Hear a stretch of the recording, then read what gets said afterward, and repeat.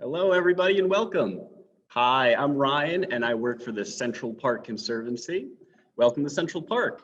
As you probably know, we're the nonprofit that takes care of Central Park year-round, and we know that right now especially it's a little difficult for people to get to Central Park, so we wanted to offer you members a virtual walk at home. Today we're going to be exploring Central Park and looking at one of my favorite elements that really give the park its character, the trees of Central Park. Since we're taking a virtual tour, we can cover a lot of different areas of the park. So we're going to be jumping around to a lot of my favorite trees and some of the greater trees of Central Park that we'll see. We'll be together for about 45 minutes today, and all of the photos, with the exception of just a few that you're going to see, were taken by myself within the past week. Before we get started, let's do a little bit of housekeeping. So we're going to be using Zoom. And while we're taking this little virtual tour today, we encourage you to say hello within the chat. You look on the far left, that box is going to be the chat that'll allow you to say hello. If you'd like to ask a question throughout the tour, we encourage you to use the Q&A feature, which is pictured right here in the middle.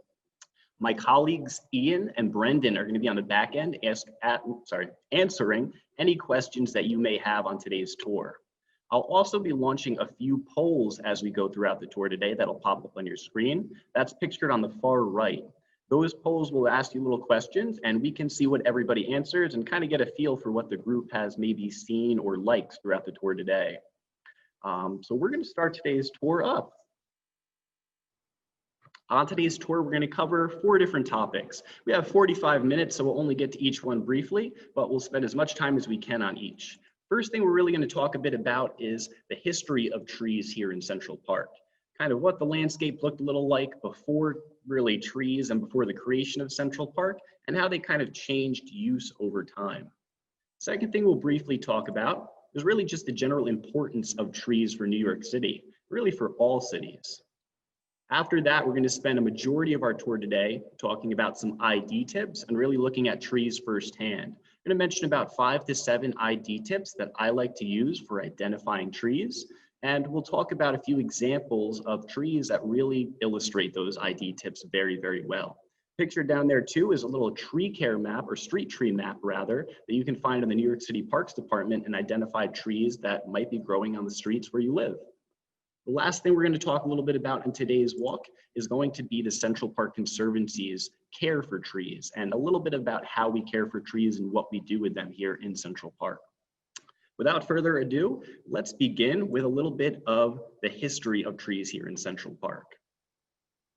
So Central Park, as we may know, was not always the nicest landscape. A lot of Manhattan was very, very rocky and barren. These are 2 old archived photos of Central Park before construction began on the park. We know that Calvert Vaux and Frederick Law Olmsted did win the design competition, allowing them to implement the Greensward plan between roughly 59th Street and 106th Street, later extending to 110th Street. Majority of this landscape looked like this, with the exception of some areas that were very swampy and even rockier. There was different surveys that were done early on. In the 1857 annual report, which is actually available on the New York City Parks Department website, you can see some of the surveys of different flora that were found here in the park. Surprisingly, there were actually a pretty good amount.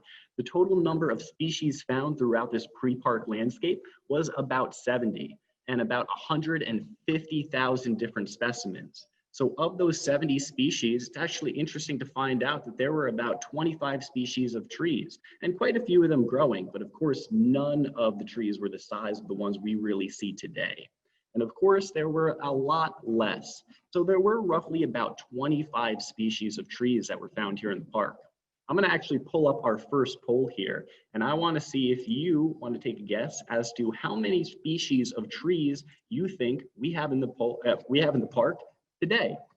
So I'm going to launch that poll that you're going to see pop up, and you can take a guess and see how many trees you think we have in Central Park today. Think it's the same 25, or do you think we've jumped up a bit? So wait for these results to come in. I see a majority of people getting their votes in. All right. And it looks like we have a lot of people leaning towards the opposite, towards the greater number of species in the park today. Looks like we have about 33% voting for 150, 33% for 100, 25% for 75, and about 9% for 50. It's great, great guesses there, and that's with about 300 people voting we have. So you're going to be probably not too surprised, considering about 30% of the group guessed right. 150 species can be found in Central Park today. So really, really extending from that 25. And the reason being is, of course, because we know the creators Calvert Vaux and Frederick Law Olmsted certainly wanted to kind of introduce flora from around the world, get very whimsical, colorful plants here in the park. But they certainly couldn't do it alone. So we're going to continue on, and we'll actually see two characters that were pretty influential in bringing trees here into Central Park. So as we continue along, we are going to learn a little bit about these two gentlemen that really helped influence the park. The first is going to be Ignaz Anton Pilot. Ignaz Anton Pilot, which I'm probably pronouncing a little wrong, was an Austrian-born gardener who did work all around Europe in areas and gardens in Vienna before eventually coming to the United States and submitting a design for Central Park. Of course, his design for Central Park did not win, but it did catch the attention of Frederick Law Olmsted. And after their design was chosen, Frederick Law Olmsted appointed Ignaz Anton Pilot as the foreman of gardeners for Central Park. He would soon rise up in the ranks and become the chief gardener and superintendent of Central Park from 1863 until his death in 1870. Ignaz Anton Pilot was certainly a very, very influential force in the flora coming to Central Park. While Vaux and Olmsted get a lot of credit, much credit can be given to Pilot for the choice of flora we find in the park. So he is definitely responsible for introducing some of these different species and really giving a masterful hand in how they should be planted and worked throughout the park. Frederick Law Olmsted and Calvert Vaux certainly having that great landscape architecture, studying and design, really that forethought, but Ignaz Anton Pilot was really the genius of flowers and trees, and one of the reasons we see some of these beautiful species coming into the park. Of course, he did die in 1870, but we do see another man who actually overlaps with him, certainly influencing Central Park, and that is going to be Samuel B. Parsons Jr.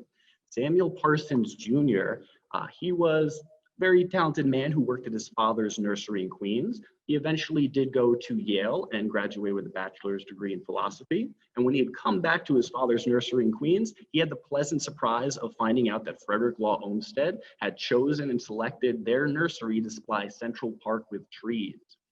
So Samuel B. Parsons really had a great knowledge from working at his father's nursery in trees and flora. He's actually credited as being the person to first propagate rhododendrons in the United States. And one of the reasons we have so many rhododendrons around the area.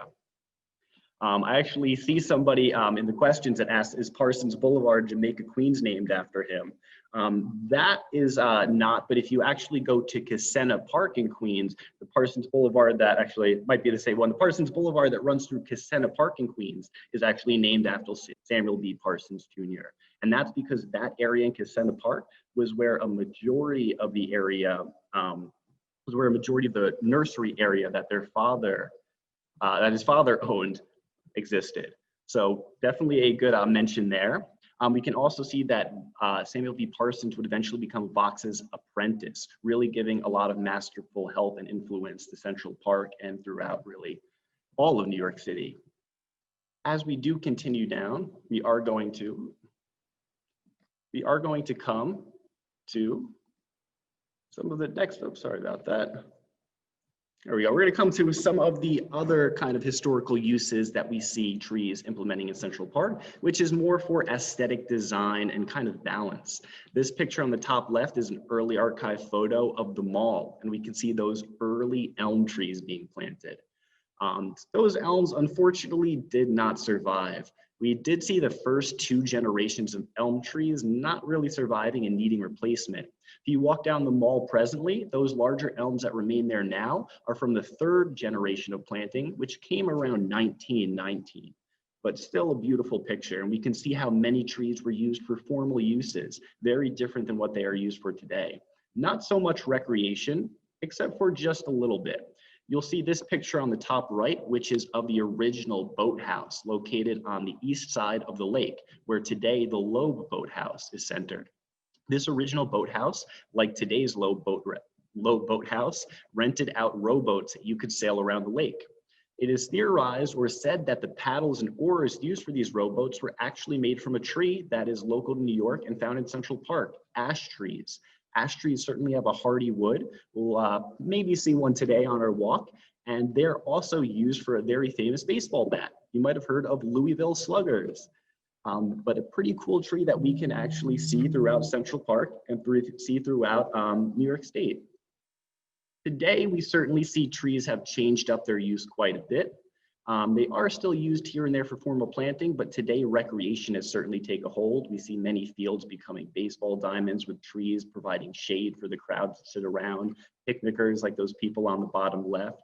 Certainly a lot more prized with ever-growing buildings and architecture we have in New York City.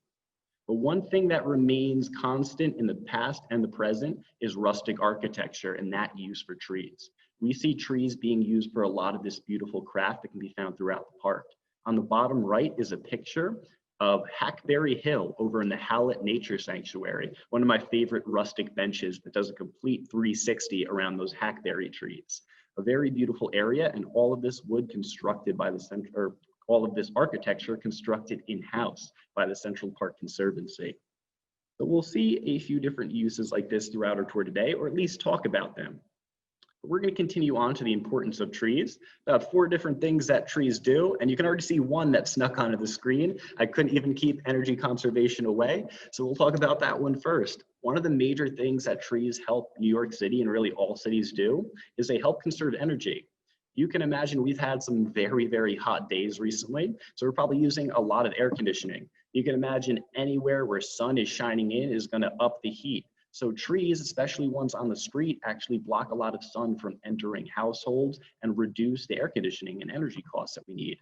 Adversely, in the wintertime, when we have cold breezes coming by, those trees will block a lot of cold breezes from entering houseways, reducing the heating costs. And that's going to be very, very beneficial because all those costs will add to really just really pollution to the environment and start to break down the atmosphere. So trees are really just all around benefiting our ecosystem. Another thing we're going to see them really benefiting is they're going to do a lot of stormwater interception and really help our infrastructure. You can probably imagine walking around the city when it rains, like the other day when it just torrentially downpoured. Those puddles form on the sidewalks out of nowhere. We have to do the leap of faith. Maybe we've used a tree as an umbrella when it's raining like that. So the reason trees are so great as umbrellas is because they catch a lot of that water in their crown or canopy on the top of the tree, preventing it from reaching the bottom and allowing it to evaporate from the top. So once that tree prevents that water from getting down, we're seeing a lot less flooding and damage on the bottom because all of that flooding is going to take sediment, chemicals, anything that's spilled, any trash, and it's going to get into the sewers and eventually into water bodies. So trees are also helping to really keep rivers and bodies of water clean, as well as really reducing our big puddles that we have to leap over. Another thing trees are going to do, something we probably know, is they remove a lot of pollutants. Some better than others, but they take out a lot of automobile fumes, take out a lot of all that exhaust, all the building runoff, really all of that stuff that's getting out, all the O3 and bad, nasty chemicals are being absorbed into these trees. And of course, they're going to be releasing oxygen in the process. One of the other great things they do is they sequester carbon dioxide, and carbon dioxide is something that really breaks down the ozone and atmosphere. So again, trees are really just making it a lot cooler for us. They're saving us money and energy costs. Sometimes they even raise money for us because they up the housing value and real estate value of areas. Having trees on your street really pays the bills. As we continue down, we can start going to the bulk of our tour, which is going to be IDing some of these trees. The beautiful little weeping willow pictured here on the right, and a different kind of black willow pictured across the Harlem Mirror. So we'll learn how we can really ID some of these. 5 to 7 general ID tips I like to use. So the first one that we can talk about is broadleaf or coniferous. I'll mention all of these tips right now, and then we'll talk a little bit about each one in more detail. So broadleaf or coniferous can be our first tip. Second one I like to use is the tree deciduous or evergreen. Third one is going to be simple or compound. And you might have already saw that fourth one, which is going to be leaf shape and leaf arrangement. The fifth one we can use is bark. And the 6, profile and shape. The last one, not really an ID tip, but something that's really interesting and certainly one I want to mention, which is going to be dioecious or monoecious.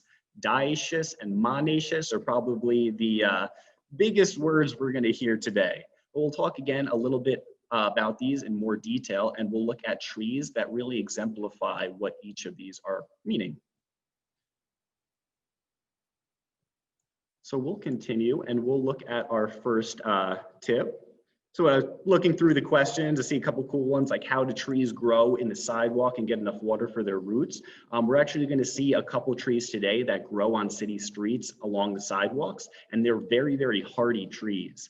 It reminds me of the Jurassic Park quote, "Life finds a way." And it's really true, especially in the city and with all this architecture. So we'll get to those in just a little bit, but right now we can look at one of the first tips, broadleaf or coniferous. This is, of course, relating to the leaf of the tree. So looking at broadleaf, we're going to see, you might have guessed it, a broad leaf, a broad flat leaf. Broadleafs are going to be really flat, like a sheet of paper if you look at it from the profile. They might be really wide, but they also might be long and kind of skinny.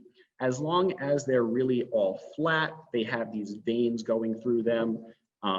They can come in different shapes, have different lobes and sinuses, like this pin oak, which is pictured on the bottom right over here. We can see, if you see my mouse going around, we have the sinuses, which are these little curves, these little dips in the leaf, as well as the lobes, which are these pointy parts that are sticking out. So broadleafs can come in many different shapes and sizes, but again, really a somewhat wide, broad, flat leaf, flatter like a sheet of paper. Coniferous, on the other hand, those are going to be needle-having trees. So they are still leaves. Surprisingly, a needle is still a leaf, just looks a little different. Looks like a longer needle, like this pine branch on the bottom, or maybe like a shorter, kind of wider needle, like this yew branch on the top right picture. We may also see kind of scaly, almost lizard skin-like scales on coniferous trees. Not a whole lot of variety with coniferous trees, so it does make them a little bit easier to identify. Broadleaf can certainly be a lot more diverse. Let's go to a couple examples though. We'll look at our first example, which is going to be a sugar maple. Now it's kind of blended in with all these trees here, so I'll kind of highlight it with my mouse. Kind of looks like a light bulb shape, the sugar maple. But if we take a closer look, we can see a sugar maple leaf. This sugar maple that we just pictured too was over by the pool near the Northwoods and northwestern side of Central Park. If anybody wants to go see those, they are beautiful, especially during the fall. But here we can see a sugar maple leaf. Again, just a nice wide flat leaf, that very signature kind of maple look to it. Cool little fact about the sugar maple, it is the state tree of New York. On top of that, sugar maples, like all maple varieties, can be used to make maple syrup. You will need to take about 50 gallons of sap at least to get 1 gallon of maple syrup though. So certainly we'll need a few maple trees for that. Let's look at a coniferous tree. So here we're going to see a coniferous leaf tree. This is going to look very kind of triangular, conical, or sort of like a pyramid in a way. Eastern white pine is one of the native pine trees we'll find throughout New York. It's one of the more common, as well as one of the largest growing pine trees we're going to see.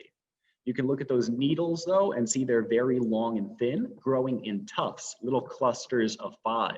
That's actually one way you can kind of identify white pines. 5 little tufts, W-H-I-T-E. So 5 little tufts growing and sort of a whitish glow. You can kind of see the sun balancing off, creating that white glow on the eastern white pine, sort of where it's getting that white in its name from. But a really cool tree that certainly illustrates that longer needle shape. Broadleaves tend to be like solar panels, whereas these are kind of like conserving solar panels, really just spending all year doing photosynthesis. But a really cool little aesthetic we see on these trees. So we go to our next tip, we'll come to deciduous versus evergreen. Deciduous versus evergreen kind of sounds a little confusing, but it's really not too confusing at all. Deciduous really just relates to if the tree is losing its leaves during the colder months. So any tree that's probably going to change color, lose its leaves, is going to be deciduous. A tree that, on the other hand, pretty self-explanatory, is keeping its needles is going to be evergreen. So pretty self-explanatory and pretty easy to tell. The only thing you don't want to get caught up on is you don't want to get caught up on thinking that every tree that has coniferous leaves is evergreen, and you don't want to think that every tree that has broad leaves is deciduous, because as we're about to see, that's not always the case. Here is a bald cypress. This is kind of a little bit more of an oblong shape than that eastern white pine, even though it is sort of a pine tree. It's more of a cypress tree rather than a pine, but still a similar shape. As we go closer, we can see that this tree has needles, but this is our deciduous example, not our evergreen. Believe it or not, the bald cypress loses its needles during the winter time, giving a little bit better name to bald cypress, giving that nice bald silhouette that hangs around bodies of water. This one I'll go back and you can see is pictured around the Harlem Mere. The Harlem Mere has some of the most magnificent, in my opinion, bald cypresses around, and a great variety of them throughout. The bald cypress not only loses its needles during the fall time, it does kind of turn a nice sort of yellow-brown color in the process. But one of my favorite parts about it are these knees that grow up around bald cypress. Bald cypress have knees that pop up that are basically little stalagmite-like roots. And these roots come up and they not only anchor the tree in, they sort of act like snorkels. Beyond that, arborists and scientists and botanists aren't too sure actually what these knees do, but many a times these trees grow in kind of swampier conditions, and certainly grow in swampier conditions and certainly help the tree become a little bit more stable. Here we can see the American holly. American holly is a pretty cool tree. This is a broadleaf tree that's evergreen. Much smaller than some of the trees we've seen so far. This one's maybe 12 feet high or so not too big. Definitely like a Christmas tree shape almost in a way. And as we go a little bit closer, we can see that these have a really wide, waxy broadleaf, as well as those kind of points on the side. This is a tree commonly used during Christmas time for decoration because it keeps that green leaf during the winter. And some of these trees actually produce a little red berry. That little red berry becomes great food for a lot of wildlife. A lot of different cardinals and birds that winter throughout Central Park will eat those. But you can imagine if that bird eats all of this plant's berries, that bird is not going to go too far before releasing those seeds one way or another in the park. Probably not going to really spread it too far though, because just one bird took it. So these little spikes are kind of like portion control. After that cardinal probably has a few and gets a few pokes and prods, it's going to get a little annoyed and leave, leaving some berries for another bird to take and hopefully spread farther away. So this American holly tree can really spread and grow in different areas. A really beautiful tree to see around the park, and certainly a native here in New York. So we can go to our third tip, which is going to be simple or compound. Simple or compounds, pretty simple to understand. Simple leaves are really just going to be one leaf growing off of one stem. So we can see at the bottom here, just one stem with one leaf growing off of it. It's going to be a little mulberry leaf coming off of this one. Looking at a compound leaf, that's just multiple leaves or multiple leaflets coming off of one stem. So again, one stem, one leaf, simple. One stem, multiple leaves, compound. We'll see a couple examples right now. We'll go to see one of my favorite trees in the springtime. Of course, we're not in spring right now, so we won't see its bloom, but this is another very small and very oval shaped tree. This one is very tiny, kind of looks like a football. This is an eastern redbud, which is a really beautiful tree to see. A great example of a simple tree and a really pretty one to look at because, in my opinion, these look like little hearts. I love seeing the eastern redbuds around because, again, they're really low-lying trees that grow low to the ground, and they have these little hearts that look at you as you walk by. But really fun to see, and you can see down where my hand is, one stem, one leaf coming off it. You can imagine there are a lot of simple broadleaf trees that can be found throughout Central Park. As we go to our next example, we will see a honey locust. Honey locust is certainly a really cool tree, and this is actually a tree that you can find along New York City streets. Actually, speaking of New York City streets, I do want to launch a quick poll real quick. We talked a little bit before about some of the different kind of benefits that trees provide New York. And since this is a street tree, I figure this is a good time to really launch a survey. There was a survey conducted by the New York City Parks Department that really calculated the value of all trees within New York and really the benefit they have in New York City, specifically street trees. And what this survey did, scientists actually discovered how much energy is saved, how much infrastructure damage is protected, really all of the aesthetic value, and they really added this number up, and we were able to determine for all 5 boroughs what the value of trees annually for New York is. So I am actually going to launch our second poll, and I want to see if you want to take a guess as to what you think the value in terms of dollars are for trees throughout New York. This is a really cool study to look through. It's available on the New York City Parks website, so nycparks.gov, and you can see actually the total breakdown category per category. You can see borough per borough, and you can really see just exactly how much the value of these trees are. So I see we got the results pouring in, up to about 200 people now. So we got a whopping 362 people joining us for this tour today. Thank you all for joining us, and I hope you're enjoying it so far. See, we got up to 275, so we're getting our last few votes in. And I see a lot of really smart people here, because a lot of people, maybe you've seen this study before, are getting the right answer. Certainly in the millions. And what we're seeing is 49% of people actually got the right answers. About 150 people guessing over 100 million. And that is right. The total number for all 5 boroughs that trees provide New York City annually is going to be just under $122 million each year. So really, really amazing to see trees providing so much towards New York City, certainly towards Central Park. So that's really cool. So we can see the results over here. We got 49% of people choosing over 100 million, getting the right answer, but everybody right in that same ballpark of really benefits. I'm glad nobody guessed $50,000, because even one tree is going to provide something like that. So great work, everybody. We'll talk a little bit about this street tree now, the honey locust, which is again an example of a compound leaf. So really, really cool here. The honey locust is a much, much taller tree, of course. It can be found around New York City streets, and it has a very beautiful compound leaf. On the left, you can see one that fell off, probably from that tropical storm Isaiah, as I was walking through the park the other day. This shows, again, multiple leaflets popping off of one stem. On the right, you're going to see one of my favorite things and one of the favorite aesthetic values that the honey locust adds to not only your walk down streets, but your walk through Central Park. These compound leaves just as a silhouette against the sky is one of my favorite things to see. And that's why I like to regularly sit under honey locust trees or any type of compound tree leaf, just because that view is almost unbeatable. It kind of transports you to like a magical tropical area, but we're still in Manhattan. One thing I want to talk about with the honey locust, which is really amazing to me, is if you look at some honey locust, you'll notice something. You'll notice some have these big clusters of spikes. The one on the left, not a big cluster. Sometimes these grow huge, like the size of anemones, those spiky things you see in the sea. These spikes grow naturally, actually, on honey locusts and a lot of different locust species.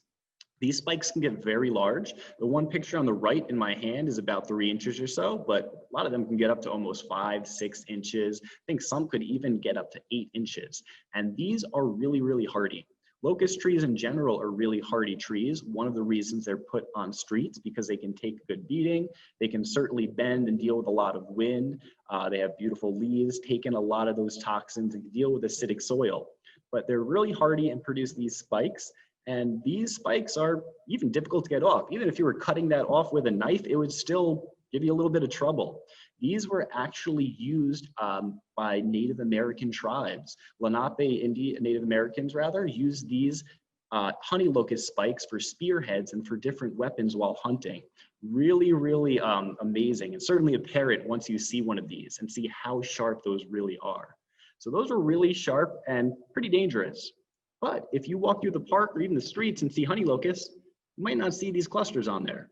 The reason being is because you can imagine it might be pretty dangerous if you're walking down the street and bump into this tree and you get stabbed with a big cluster like that. These trees are actually cultivated and hybridized more currently to not really grow these clusters. Some, however, do still grow them, and we see occasionally trees like this one producing these spikes and clusters.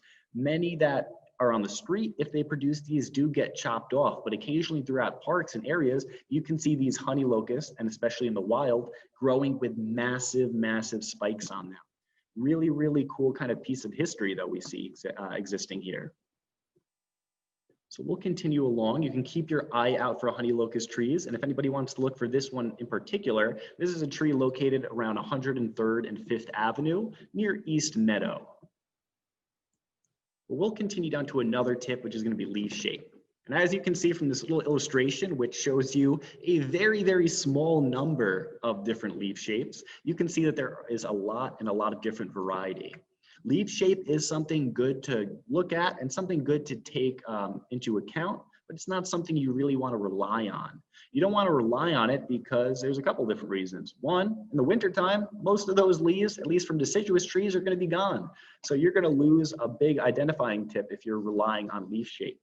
Another reason you want to be careful with leaf shape is because some trees produce leaves that look almost identical to each other. There are about 2 or 3 dozen different species of oak within Central Park, and a lot of these different oak leaves all look really, really similar. Some of these oak leaves even look very different, although they're the same. This is a northern red oak, 2 leaves from the same tree that look absolutely different.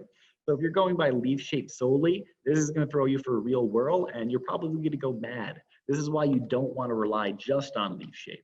One thing you can look at that's going to be a little bit better, especially during the winter, is leaf arrangement. Leaf arrangement is going to be a great thing to go by because leaf arrangement is going to be consistent from each tree species. So if you find one species of tree that has an alternate leaf arrangement, every species that you find of that tree is going to have an alternate leaf arrangement. Alternate, as we can see on the far left, pretty simple. Alternate, for me, I always think of climbing a ladder. You're putting one hand in front of the other, and that's how the leaves are growing, one after one another. Opposite, right opposite one another. World, we're not going to see that too often. Typically, alternate and opposite are going to be really the best things we can use, especially here in Central Park, to identify some different compound leaves, especially during the winter time. Because once these leaves fall off, we can still see the buds of where the leaves grew and where the new leaves will be growing. So that'll allow us to use leaf arrangement as an ID tip year long and in any condition. So now we can look at some leaf arrangement on trees. This is going to be a really, really cool tree, kind of one of my favorite species, I think, in Central Park, a Kentucky coffee tree. Kentucky coffee tree is a very interesting tree. It's very large, as we can see here. A lot of these trees I can barely, if at all, fit into the pictures. So I encourage you to go check them out and get the full beauty of them in person. This is another one located north of East Meadow. But looking a little bit closer at this tree, we can see that alternate leaf arrangement. So again, coming off, we have the leaves growing one after one another, like we're climbing a ladder. One cool thing, or a couple cool things about the Kentucky coffee tree are these bean pods that are produced. You may have seen these littering the ground in some areas. These bean pods, pictured on the top left, a healthy green set, and then on the top right, kind of a dried out dead set. But if you crack open a little bit more of an alive or sort of like half dried out set, you get what's pictured on the bottom left over here.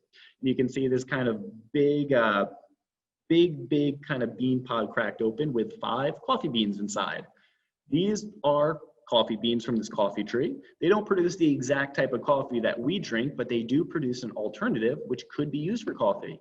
Actually, some people do use these as an alternative for coffee. You would have to crush it up and cook it and ground it. You definitely want to make sure you cook it though, because this seed actually has a toxicity within it.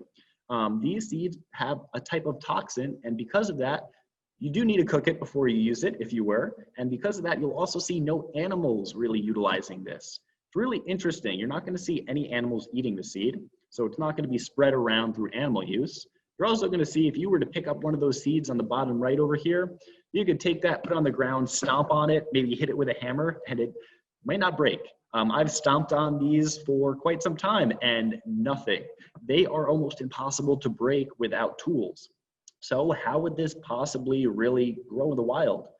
The answer is today, it doesn't. These don't really grow too often in the wild. They're certainly really only grown around here when they're planted and when they're actually landscaped.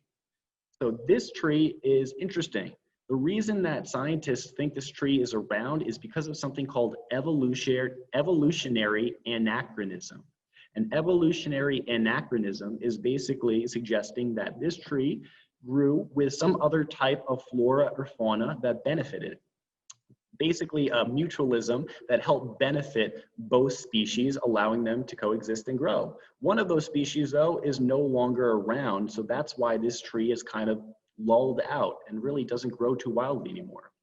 What's theorized to have happened, it's theorized that long ago, when mastodons and mammoths exist, these mastodons and mammoths and megafauna would eat leaves from the Kentucky coffee tree, and these trees growing around pre-United States, even back when we had Pangea. And these animals would eat the leaves and some of the seed pods, in the process nicking some of these hardy seeds, allowing them to start germinate in a very harsh environment. The reason that this is theorized to be the case with the Kentucky coffee tree is because this same behavior is actually illustrated today by African elephants, ancestors of mastodons and mammoths, that are over in Africa eating relatives of a Kentucky coffee tree. They do the same thing, nicking these seed pods that are extremely hardy to crack and allow them to germinate in that harsh, arid environment. So it's really cool that this tree is like a living fossil that we can come see. This one, again, is very accessible and open, located on the north side of East Meadow, just north of the East Meadow kind of picnic area and recreation field. But a really cool tree that you can see in a few different areas of Central Park.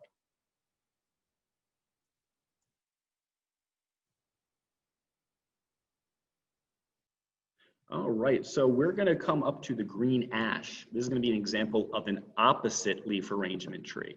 This tree is actually, if you notice that bottom right of the picture, you might be able to see where this tree is from. This tree is located right near Fort Clinton, near the Harlem Mere. A really cool, bigger green ash tree that you can see. Ash trees, I did mention before, were actually theorized to have been used as the oars and paddles for the rowboats early on in Central Park's days, a tree found native throughout New York. And here's a perfect example of that opposite leaf arrangement growing right opposite one another. I will note too, I actually did not take this picture just because you can see this tree is kind of far behind the fences. And even though I work for the park, I like staying behind the fences and I didn't want to intrude to get this picture. So I did take this picture online, but it is the same green ash tree. Continuing along, we can go to another great example, which is going to be bark. Bark's another great one to use, a little bit even better than sometimes the leaf shape, because bark's going to still be there during the winter. And some bark will be a little identifiable. Some bark is going to be very kind of generic and furled, like this oak bark, but you will see some of the oak varieties do range a little bit, and most do have that signature, you could say, oaky look to them. Some barks are going to be a lot smoother. Different cherry blossoms and cherry trees are going to have a lot smoother of barks. Cherry blossoms like this and cherry producing trees will actually produce lenticels, which are those little horizontal barrings we see on the second picture here. We'll also see some trees that are almost flaky and papery, like the river birch. The river birch is not only one of my favorite barks to look at, but it was actually a really ancient bark used as paper. Before papyrus was really perfected and used as paper, we do see the river birch being used for different types of writings because you can peel off that bark and it's really paper thin. It's like peeling off tissue paper. Another type of tree we can see is one that has very noticeable bark that's just kind of peeling off, and it's very appropriately named the shagbark hickory. Shagbark hickory really just kind of shags off and peels really upward, which is really impressive to me. But that's the one that you can really use bark almost solely on to identify, and a native tree that you can find throughout New York and a few in Central Park. So using bark, we can look at a few different trees. We can look at some beech trees. You'll find American and European beech trees throughout Central Park. Pretty hard to identify the difference, but they do look very, very similar, both in style and bark. I want to really illustrate this one though, which is a cutleaf beech, a specific variety of European and American beeches. This is specifically a European cutleaf beech, but you can see how amazing, really just, I love the shape of this. It looks like a giant ball, and you almost can't even tell where it's beginning because down at the bottom, it just swoops down. Just a giant circular plume leaf. Once we go under, we can see a little bit of the bark of that. Pictured on the left is going to be the cutleaf beech's bark, and pictured on the right is going to be a different beech tree. So these beech trees have very, very smooth gray bark. We do see some areas becoming a little bit bumpy. We do see a few areas kind of furling up like that and making those clusters. And unfortunately, what we do see occurring on a lot of beech trees is carving from people. Beech trees, again, have this smooth elephant skin. It's described as elephant skin-like bark. And unfortunately, because of that smoothness, it does make them a target for carvings like we see pictured on the top left picture, as well as the picture on the right with the little fence around it. So you may see fences around a lot of beech trees, and that's of course to protect them. Of course, they do get carved into, so we do at the Conservancy like to protect especially a lot of the older beech trees or ones that have seen a lot of damage. Carving into the tree not only ruins the aesthetic damage, but it does open the tree up for disease as well. So we do like to try to keep the tree a little bit more protected and let it really kind of scab up and grow over those, so it doesn't get infected. But beech tree is really a beautiful tree that you can find throughout Central Park. There's a lot of really beautiful ones near East Meadow, and you can see them just swamping down to the ground, or flomping down to the ground, creating almost just a blanket of branches around that makes like a little kind of tree house or clubhouse, the literal tree house.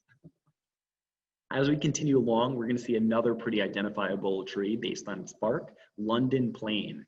This tree in particular, I do want to point out, is one of the most amazing London planes in the park. Cannot really fit the entire thing in the picture, but basically a giant kind of spreading light bulb shape. And this is the largest London plane in Central Park. Located at the northeast side of the Jacqueline Kennedy Onassis Reservoir on the Bridle Trail. This beautiful London plane tree stands at about 100 feet tall, just over or so. It is certainly the tallest London plane that we have in the park, and arguably one of the tallest in New York City. It's also so large and so massive that this is very much theorized to be possibly a Vox and Olmsted planted tree, or even a pre-park tree. London planes were commonly planted throughout cities early on, being developed over in London, which is why they have the name London plane. It's a cross between an oriental plane and a sycamore tree. We can certainly see that sycamore kind of characteristic in it, especially once we go closer to the bark, but they're really good at dealing with a lot of city fumes, dealing with toxins and things like that. Looking at the bark, we see that camouflage kind of peeling aspect to it. These trees tend to take in a lot of those automobile fumes, and they tend to take it in through their leaves, branches, and bark, and expel it through this bark, which is also a way in which they grow. But we see really just beautiful camouflage type designs on this. We typically see American sycamores having more of a furled bark before eventually doing this. But London plane trees, all the way from the bottom of the tree to the top, is going to look similar to this or in this general design, making it a little bit more easy to identify. But a really cool design, and if we look at the leaf of this tree real quick, we can see that it does look a little bit similar to the sugar maple, but it looks a little bit closer to something else. If you're familiar with the New York City Parks Department logo, you might notice the London plane tree leaf, or at least that's what it's theorized to be. This logo for the New York City Parks Department was created back in the 1930s under the supervision of Robert Moses. Robert Moses's favorite tree was the London plane. He planted an excessive number of them, making them the most common New York City street tree that you can find, and also theorizing to be created into the New York City Parks Department logo. But certainly a great tree because of its properties in cleaning the air and really freshening up New York City. And a little piece of history too, but a beautiful tree that you can see here in Central Park. And again, the largest London plane we have. So we can look at another thing, which is going to be profile and shape. This is great, especially when we're at a distance from the tree. It can be a separating factor because some trees that might really seem the same grow very different in shape. We have seen a few already, like especially pyramidal pyramidal and conical and different kind of triangular shapes, like a lot of the pine trees and a lot of the coniferous trees. We see some of the kind of more like vase or wide or layered shapes, like some of the eastern red bud, excuse me. Some broad trees. We see some weeping, like the weeping willows kind of pictured on some of the side photos. Profile and shape can be something cool to talk about, and I want to highlight a specific tree within Central Park, very historic tree that is certainly very much illustrates this kind of profile and shape, and that is going to be the beautiful American elms. Here, of course, we have the most famous area you can find American elms in Central Park, which is going to be this the Central Park Mall. The mall is a beautiful straight line path surrounded by a few different types of elms. You can actually see American elms. You can see some Princeton elms, like those elms on the right-hand side, which are growing straighter. Those are more resistant to disease. But you can find others like Chinese and Siberian elms throughout the park. I want to highlight one of the original English elms we see on the north end.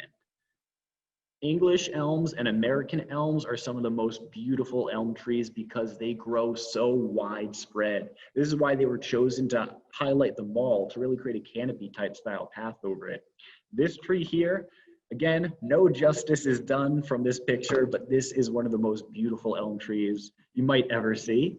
This elm tree, again, does not capture in this picture, but is just so wide. It's probably a lot wider than it is tall. And this is still a very tall tree. This tree is located just east of North Meadow Recreation Center. This is going to be just south of the East Meadow ball fields, but if you're coming along Fifth Avenue, it's right near North Meadow and Fifth Avenue. It is arguably one of the largest elms we're going to have in the park. Its trunk and width and base is probably about 16 feet or so around. Really just a massive tree and massive branches coming off of this. Again, the extension of it is huge. Just to kind of illustrate too how big this tree is, there's a tree over here on the right. I'm kind of going over with my mouse. This is an American elm tree that's probably equivalent to some of those elms that are on the mall. And then here's this massive tree, which just makes it look like a little dwarf. But really just a truly impressive tree to see. This is again theorized to possibly be a Vox or Olmsted inspired or planted tree, or possibly even a pre-park tree based on its age and size. But a really beautiful elm that certainly characterizes that widespread. And this is actually a really prized tree because some of you may be familiar with Dutch elm disease. Dutch elm disease was a fungular disease that got the Dutch part of its name from being identified by Dutch scientists, but it's a fungular disease that really decimated American and English elm populations. It was spread by bark beetles, and these American and English elms had little to no immunity to this. It largely wiped out a lot of them, especially ones planted along the mall that were in straight lines, allowing this tree to grow from line to line. We did lose a few, and some trees were replaced throughout the 30s, where we see in the early 30s and throughout the 50s, Princeton elms, those more straight growing trees coming in, but we do eventually see more hybridized versions coming in that are more immune and resistant to disease, but still give us the original widespread growth like this English elm pictured here. But certainly one of the most beautiful ones. Just going over the questions real quick. I do see somebody asking where this elm tree is. Again, this elm tree is going to be over near North Meadow Recreation Center and Fifth Ave. Right at about, if I remember correctly, about 97th Street and Fifth Ave, which would be the greatest entrance, just above the 97th Street Transverse Road. So if you enter just above there, you'll see this tree, and this tree and the London Plane are right near each other within view. You do have to walk around the path to get past the Transverse Road, but you can see two of these great Central Park trees in one spot. I see another person asked about like London plane shedding. A lot of London planes do start shedding early on. And again, that's one of the ways that they greatly take in a lot of toxins by just starting to shed like that and growing rapidly. That is one of the reasons they were planted all over New York. But you can certainly see a lot of those younger London plane street trees. And they do take a little bit before getting that extreme of a shed. But roughly 5 to 7 years in, you'll start to see a good bit of kind of healing noticeable, sort of that camouflage look, especially on newer branches that are growing.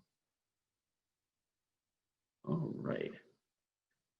Another question is, how old is that London plane tree? We're not sure exactly, but we theorize that it's anywhere from, there are some ways to kind of get an idea, but most ways involve harming the tree. So we can do a few tree estimations, but it's theorized that tree is possibly towards like the 130 to possibly 160 years old. So it is theorized to possibly be from over 150 years old, but no way of really knowing for sure unless we get boring technology, which would involve going into the tree. And again, that would affect it and possibly kill the tree.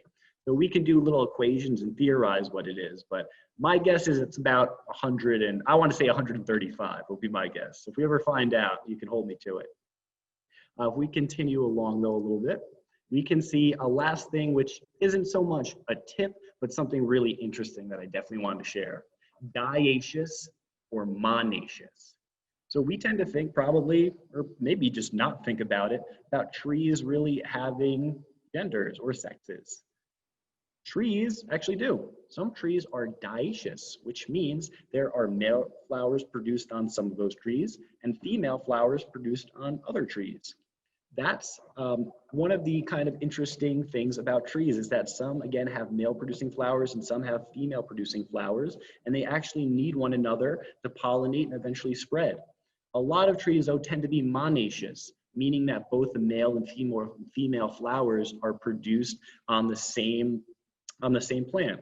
I just noticed too that female is misspelled down there. But we can see a few different examples of dioecious trees in Central Park. I noticed somebody in the, I missed what somebody was asking, but I saw somebody before in the comment or the question section, they asked like an Osage orange. And an Osage orange is actually an example of a dioecious tree. Anybody seen those trees that has those big, almost grapefruit size brainy looking green fruits that are produced? That is a female Osage orange, an example of a dioecious tree. So if you ever see a dioecious tree without those big oranges, or ever see a Osage orange without those big green oranges, that's a male tree that produces male flowers. There's actually a male Osage orange on the south side of Sheep Meadow near Tavern on the Green. And there's going to be a female one on the southwest corner of the pool on the north section of the park near Central Park West. Two examples of very different kind of fruit producing trees. But if we look at specific examples, we'll go look at a tree you may have seen before, a tree that is common on New York City streets. Some of them get a bad name, at least the female ones do. This is a dioecious tree, which is a ginkgo. So ginkgos, we can see that very column-like shape on this tree. Ginkgos actually have male and female varieties. So if we look at a female ginkgo tree, you'll notice that it produces these little kind of fruits. You may have heard the ginkgo getting a kind of bad name. It's been nicknamed stinko ginkgo, or at least the females have been named stinko ginkgo, especially on hot summer days when you're walking.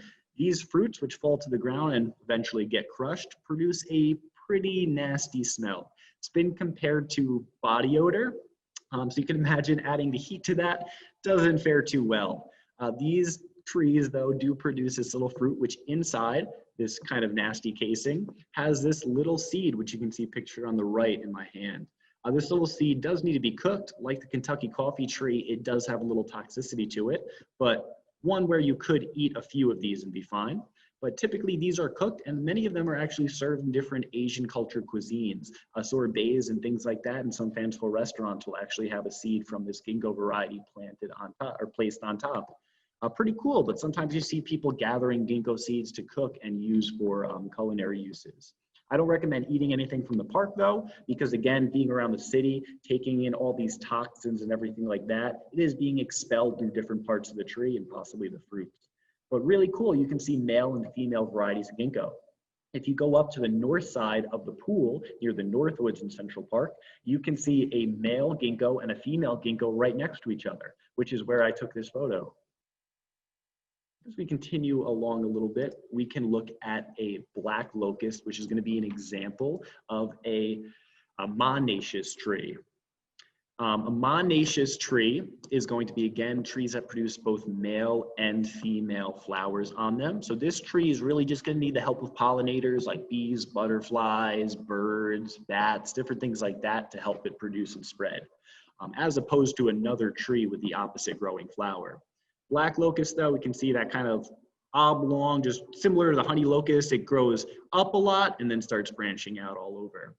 Pretty cool shape though, definitely growing pretty tall on the south side of the pool over here. And as we look a little bit closer, we can see again on the left that bark over there, which is going to be, that bark is going to be, or sorry, the leaf rather, it's going to be a compound leaf. It's going to be like the honey locust, but just becoming a little bit wider. We do see also really deep, rigid wood on here. This is very, very, very hardy wood.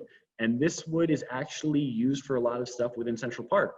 You may have sit on one of these trees before and never realized it. You may have sit on one of the rustic benches or walked through using one of the rustic handrails or bridges, which is constructed from black locust.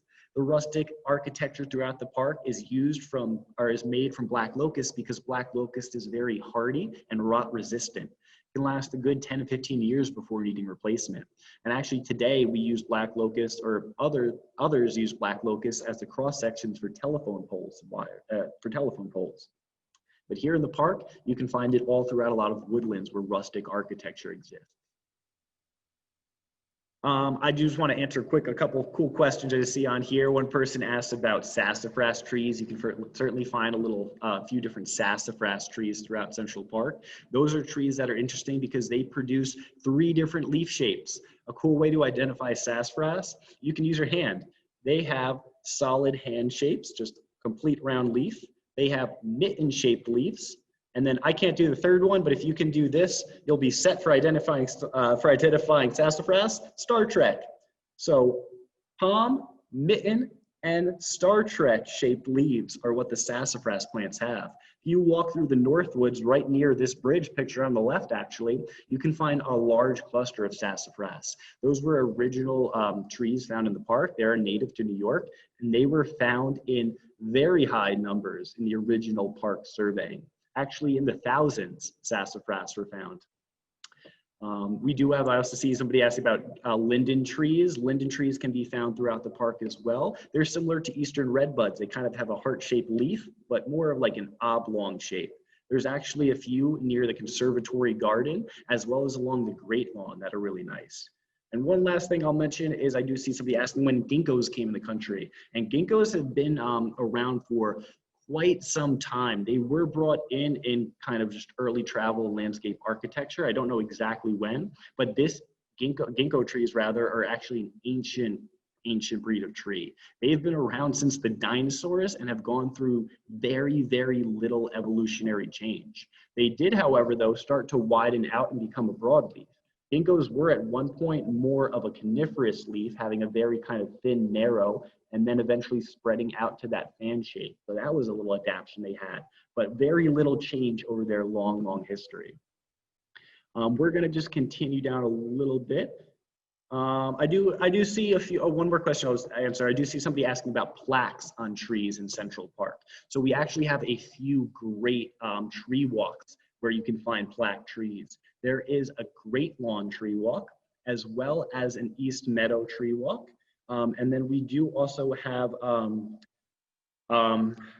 sorry, I'm forgetting the name, and I don't want to incorrectly quote the name of the Zoffness tree walk, which goes from the Metropolitan Museum down towards the Central Park Zoo. A few different tree walks that can be found on our website, centralparknyc.org. They are all free. If you type in tree walk onto centralparknyc.org, you will find a few of these different routes. And those routes have trees plaqued along the entire way, which make learning about trees in the park really, really easy. I highly recommend those. So continuing along, we just saw black locust being used for a lot of rustic architecture in the park, and perfect transition into the work that the Central Park Conservancy we do here for trees, or with trees, you could say. So what we have here is we have A little picture on the left of the Olmsted Arbor Crew. I always get a kick out of that because it's close to Olmsted, like Frederick Law Olmsted. But the Olmsted Arbor Care team is one of our partners that helps us really tackle the 18,000 trees that we have in Central Park today. So certainly have a lot of trees and have a good hand in helping to take care of these. Picture on the right is also the Central Park kind of arbor team and tree care team that we have here, at least one member climbing up and pruning and rooting some of these trees. All these trees take constant pruning, constant checking. You can imagine after tropical storms like Isaiah the other day, we do have a lot of down branches and just work that needs to be done, branches cut up so people can enjoy the parks and picnic throughout. So our teams have been out there and just making the park look beautiful, getting all those branches out of the way. I do want to give a big hand to them for really making the park look so beautiful. As we continue, we'll see another area in which we reutilize and repurpose a lot of wood in Central Park. These are little pictures through the fence, as you can see on the left, of the Mount. The Mount is located just west of the Conservatory Garden, which is around 104th Street and 5th Avenue. And the Mount really housed a number of different things. At one point, there were office buildings that did house the second location for the Natural History Museum. Eventually, we do see fire catching there, and this area eventually becoming what is today the composting section for the Central Park Conservancy. This is where we repurpose any fallen trees in the park. You can see all those logs up there, which might eventually be repurposed into rustic architecture. You may be sitting on a bench created from those one day. Also, we do get a lot of fallen branches and trees that are repurposed and ground up into wood chips. Those will be spread throughout woodlands, creating a more rustic trail and pathway rather than asphalt or concrete, as well as becoming mulch for other new plantings. The Mount also serves as the Conservancy's composting area. And what we can see over here is some new trees that are waiting to find life here in Central Park. One thing I do want to do real quick is I just want to do a quick poll. And I want to do a quick poll, and I want to kind of just ask about, I'm sorry if I can get the poll working.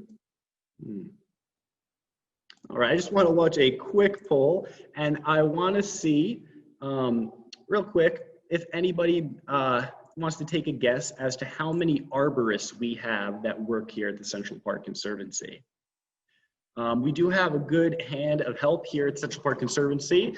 Again, talking about just the Conservancy arborists that we have, not the Olmsted teams, but if anybody wants to take a guess, how many arborists do you think make up the Central Park Conservancy's tree care team? How many people are dealing with the 18,000 trees that we have throughout the park? And again, that's actually just 18,000 mature trees. We do have more than 18,000 trees, but those are going to be trees that are under a certain diameter.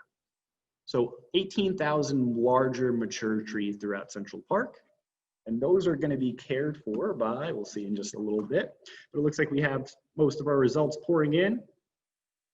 Great work, everybody, too. Again, we have 300 people joining us today, and we're getting these results in very quickly. I appreciate that. So I'm going to end this in just a moment. And I'll share these results, we'll see. So we can see here that we have about 55% of people going with 25.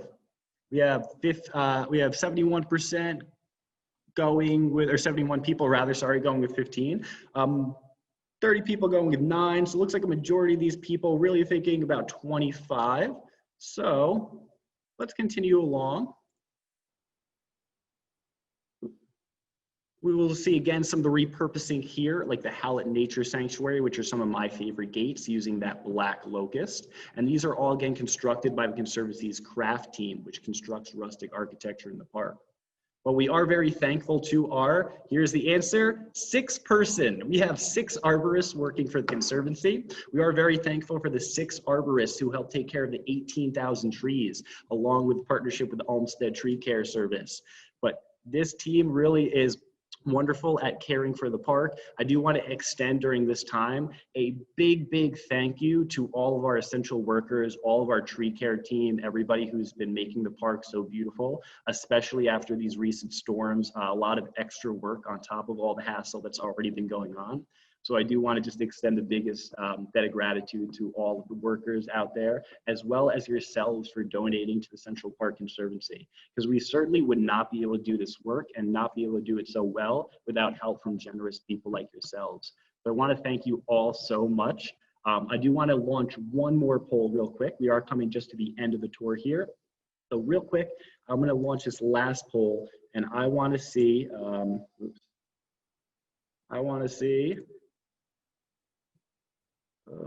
sorry about that. I want to see if anybody maybe had a favorite tree that we covered. We covered a lot of different trees. We covered a couple like the bald cypress, American holly, honey locust, Kentucky coffee tree. Talked a little bit about the elm and ginkgo in more detail. There might be one that was your favorite that I didn't mention on this list, so you can vote for other. But if any of those maybe was your favorite, anything like that, I'd love to hear and see. And we can one last time see what everybody was really most interested in on today's tree tour. And of course, 150 species of trees can be found in Central Park. There are 100 species that are native to New York. So you can find a whole extra 50 species here in the park. And again, today we covered maybe 12, 15 species of trees. So there is a lot more to see. I'm going to end the results in just a moment or two. We've got 230 people voting in. And I'm not too surprised as to what we're seeing the big kind of winner is. Certainly a favorite tree throughout Central Park.